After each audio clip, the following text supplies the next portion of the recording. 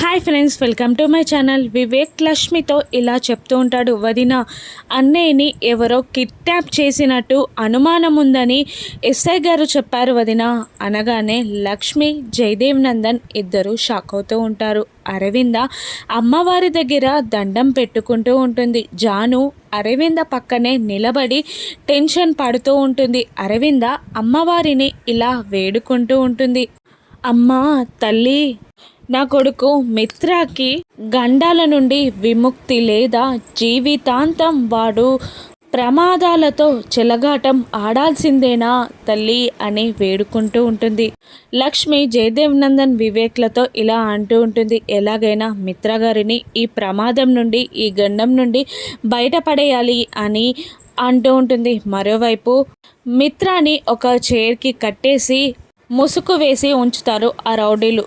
సాఫీగా వాళ్ళు చెస్ ఆడుకుంటూ ఉండగా మిత్ర వాళ్ళని ఇలా అంటూ ఉంటాడు. నా చేతుల్ని వెనక్కి కట్టేసి నాకు ముసుగు వేసి నన్ను బంధిస్తే మీరు ఏదో సాధించినట్టు ఫీల్ అవుతున్నారా? ఒక్కసారి నన్ను విడిచిపెట్టి చూడండి. నన్ను బయట పడేశాక మీ గతి ఏమవుతుందో మీరు ఊహించుకోవడానికి కూడా చాలా కష్టంగా ఉంటుంది. నా చేతుల్లో మీరు చచ్చారే అని మిత్ర ఆ రౌడీలని బెదిరిస్తూ ఉండగా ఇక ఒక రౌడీ వచ్చి మిత్ర తల మీద కర్రతో గట్టిగా కొట్టేస్తాడు. ఇక దాంతో మిత్ర స్పృహ కోల్పోతాడు.